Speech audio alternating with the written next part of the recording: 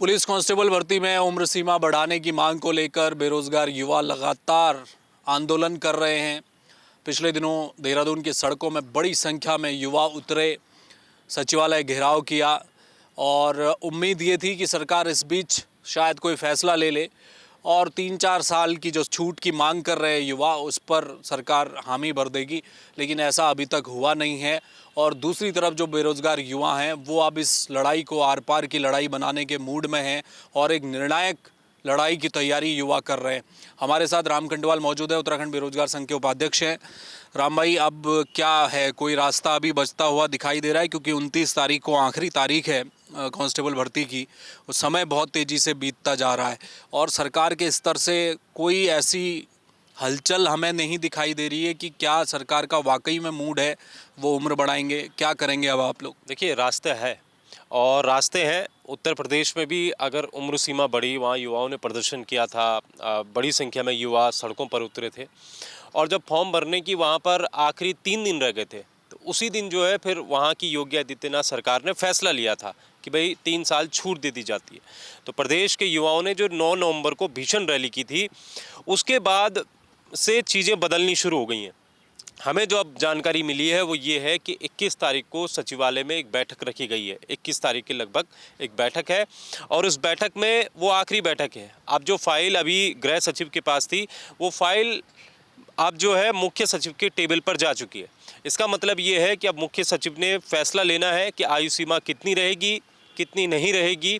और सबसे बड़ी बात यह है कि जो पुलिस विभाग ने आयु सीमा में छूट का लिखा था कि भाई लगभग जो है इतनी होनी चाहिए, उन तमाम चीज़ों पर अब फैसला हो चुका है।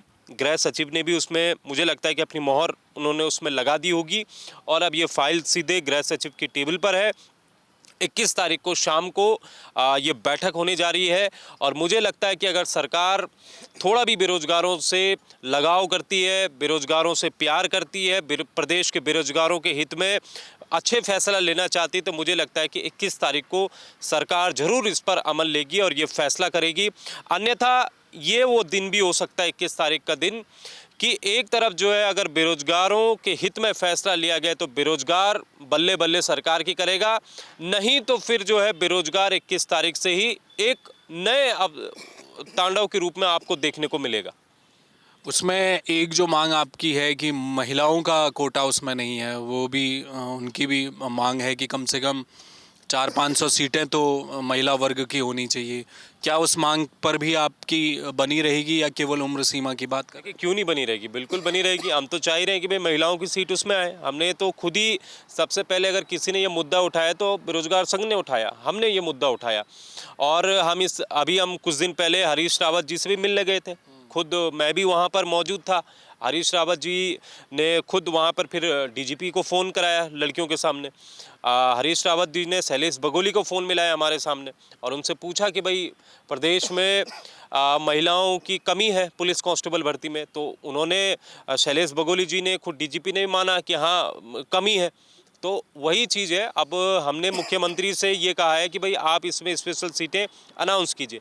अब कुछ लड़के हमारे मुख्यमंत्री से मिले थे कि महिलाओं की सीट इसमें इंक्लूड हो, तो मुख्यमंत्री जी का उनसे कहना था कि हम इस भर्ती पर काम कर रहे हैं और स्पेशल भर्ती पर काम कर रहे हैं। उम्र सीमा बढ़ने के बाद हम इस पर भी काम करेंगे और डेफिनेटली मुझे लगता है कि आने वाले समय में महिलाओं की भर्ती भी निकलेगी स्पेशल। 400-500 सीटें ये होंगी। बाकी हमारे पास आरटीआई है जिसमें जो है कई पद खाली हैं महिलाओं के, लगभग 4000 के समथिंग जो है पद खाली है। और आप देख ही रहे हैं कि भाई प्रदेश में इस वक्त कितने बलात्कार, रेप, इन सब के मामले लगातार बढ़ते जा रहे हैं। हमारी जो रैलियां होती हैं उस रैली में आप देख लो, परसों के रैली का आप अगर एग्जाम्पल देखें, जो 9 फरवरी की रैली थी, उसमें देखिए आप महिला पुलिसकर्मियों की तादाद कितनी कम थी और जो हमारा संख्या बल था महिलाओं को कितना ज़्यादा था। और उस बीच जो है वहाँ पर छीना झपटी होती है और पूरी पुरुष जो रहते हैं, पुरुष कांस्टेबल जो रहते हैं वो महिलाओं से आगे भिड़ रहे हैं। तो आप देखिए कि वहाँ पर कितनी ख़राब स्थिति है। तो वहाँ पर भी ज़रूरत है महिलाओं की, महिला पुलिसकर्मी की। हर थाने में महिला पुलिसकर्मी की ज़रूरत है। तो हम चाहते हैं कि 400-500 सीटें महिलाओं की भी आए, उम्र सीमा बढ़े और ये मांगे जो है 21 तारीख तक पूरी हो जाए, क्योंकि बहुत संघर्ष हो गया है, अनशन हो गया है, टंकी पर चढ़ गए हैं, प्रदर्शन हो गया है, सारी चीज़ें हो गई हैं। बस अब समय है सरकार किसी भी हद में ये फैसला ले ले 21 तारीख को। और प्रदेश का बेरोजगार, अगर हमने ये भी कहा है कि 21 तारीख की शाम को इनकी बैठक है 5 साढ़े 5 बजे के लगभग, ऐसा हमें बताया गया। हमने 4 बजे गांधी पार्क में बैठक रखी और उसमें जो है सैकड़ों की संख्या में गांधी पार्क के अंदर युवा रहेंगे।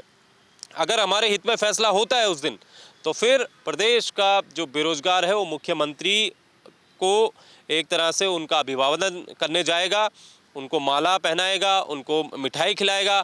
और मान लीजिए अगर 21 को नहीं होता है तो गांधी पार्क में उसी दिन जो है तय कर लिया जाएगा कि अब 22 तारीख से क्या करना है, क्योंकि जो भी होगा वो बड़ा ही होगा।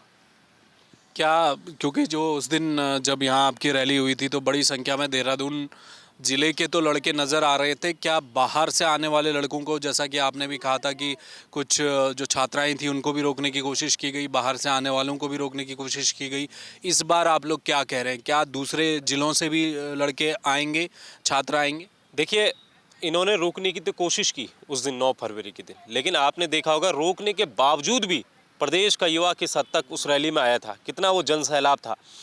तो आप बेरोजगारों को रोक नहीं सकते हो, आप बेरोजगारों की जो मांगे हैं उसको दबा नहीं सकते हो। बेरोजगारों को, मैं एसएसपी का बयान भी देख रहा था, देहरादून के एसएसपी का, जो ये कह रहे थे कि भाई छात्रों को जो है गुमराह किया जा रहा है, राजनीति की जा रही है, तो छात्र इस राजनीति में ना पड़े और एक उचित प्लेटफॉर्म के माध्यम से छात्र जो अपनी बात पहुंचाए। अब मैं एसएसपी देहरादून से कहना चाहता हूं कि वो उचित प्लेटफॉर्म क्या है वो भी आप बता देते उस अखबार की कटिंग में, अपनी प्रेस विज्ञप्ति में बता देते, क्योंकि जो उचित प्लेटफॉर्म था वो हम पिछले 2 साल से लगातार देख रहे हैं। पूरी मीडिया देख रही है कि भाई ये सचिवालय बेचारे जा रहे हैं, चक्कर काट रहे हैं, इन्होंने रैली कर दी, इन्होंने प्रदर्शन कर दिया, इन्होंने अनशन कर दिया 13 दिन का, ये टंकी पर बेचारे चढ़ गए। इन्होंने वो हर प्लेटफॉर्म इन्होंने देख लिया जिसमें जो है मांगे पूरी हो सकती थी। अब एसएसपी साहब ही खुद वो प्लेटफॉर्म बता दे, फिर हम उसी प्लेटफॉर्म के अनुसार कर लेते हैं, लेकिन वो सारे प्लेटफॉर्म यूज़ हो चुके हैं। तो इसीलिए युवा उग्र कब होता है? युवा उग्र तभी होता है जब वो जो है धक्के खाता है, 1.5 साल हो जाते हैं, 2 साल हो जाते हैं, उसके बाद वो उग्र होता है। लेकिन प्रदेश का युवा फिर भी उग्र नहीं हुआ। अगर आप 9 फरवरी की रैली भी देखें तो क्या उग्र था उसको, तो जो वो सड़कों में दौड़ रहा था, वो अपने घर की तरफ बढ़ रहा था, और आप उसमें कह रहे हैं कि वो उग्र हो गया। वो कोई उग्रता नहीं होती है। उग्र, अगर प्रदेश का युवा उग्र करने में आ जाए तो फिर जो सत्ता में बैठे लोग हैं वो तो खुद को भी बचा नहीं पाएंगे अगर उग्रता में आ गया प्रदेश का युवा। लेकिन मुझे पूरा यकीन है और मुझे पूरा भरोसा है, और मुझे खुद, हम बेरोजगार हैं, हमें पता है कि भाई जी ऐसी प्रदेश हमारा है, ये राज्य हमारा है, यहाँ की संपत्ति हमारी, यहाँ का सब कुछ हमारा है, तो हम क्यों उग्रता करेंगे भाई? अपने ही संसाधनों में हम क्यों उसको जो है उजाड़ेंगे, बिगाड़ेंगे? तो इसीलिए बातें मान लीजिए, मांगे मान लीजिए, क्योंकि इसके बाद मुझे लगता है अब कुछ नहीं बचा है प्रदेश के बेरोजगारों में सिवाय सड़कों पर उतरने का। और जो हमने प्लानिंग की है उस प्लानिंग के अनुसार 22 या 23 तारीख को हम कुछ ऐसा करेंगे जैसे मोदी जी ने थालियां लेके आए थे, थालियां बजाते थे जब कोरोना हुआ था कि भाई भाग कोरोना, कोरोना गो, आपने भी सुना होगा। तो वैसे ही प्रदेश का बेरोजगार जो है पूरे देहरादून की सड़कों में थालियां लेके आएगा, चम्मच लेके आएगा, और उसको इतनी जोर से बजाएगा कि जहां भी मुख्यमंत्री होंगे, चाहे वो दिल्ली में होंगे, चाहे वो अपने मुख्यमंत्री आवास में बैठे होंगे, वो थाली और चम्मचों की गूंज मुख्यमंत्री के कानों तक जरूर जाएगी कि भाई हमारी उम्र सीमा बढ़ा दीजिए, महिलाओं की सीट ला दीजिए। बहुत शुक्रिया, धन्यवाद। तो ये थे राम खंडेलवाल और बेरोजगार संघ के उपाध्यक्ष हैं, लगातार इस पूरे आंदोलन को चला रहे हैं। बड़ी संख्या में युवा 9 नवंबर के दिन भी पहुंचे थे देहरादून में, एक बड़ा जनसैलाब था, सचिवालय जाने की कोशिश की थी, बाहर पुलिस ने रोका था। उस दिन भी युवाओं ने अपने पैर पीछे खींच लिए थे, सिर्फ इसलिए कि सरकार फिर अपना मनन करे, मंथन करे। अब बताया जा रहा है कि 21 तारीख को मुख्य सचिव इस स्तर पर बैठक कर सकती हैं। हो सकता है कि युवाओं को इस बीच खुशखबरी मिल जाए, अगर मिल जाती है तो बहुत अच्छा है। वो युवा जो कि लाखों की संख्या में हैं, वो सिर्फ एक मौका चाह रहे हैं। उन्हें उम्र के इस पड़ाव में एक मौका अगर आप दे देंगे, और भर्ती तो केवल 2000 लोगों की होनी है, लेकिन उनके मन में वो टीस नहीं रहेगी कि उन्हें मौका नहीं मिला। तो इसलिए ये लड़ाई बहुत बड़ी है युवाओं की। अब देखना ये है कि किस को अगर सरकार फैसला लेती है तो ठीक, वरना युवाओं का ये कहना है कि हम 22-23 से बड़ा आंदोलन करेंगे और थाली बर्तन बजाएंगे, और देहरादून की सड़कों में फिर एक बार युवाओं का बड़ा जनसैलाब देखने को मिल सकता है। कैमरामैन मयूर उपाध्याय के साथ हेमंत, जय भारत टीवी।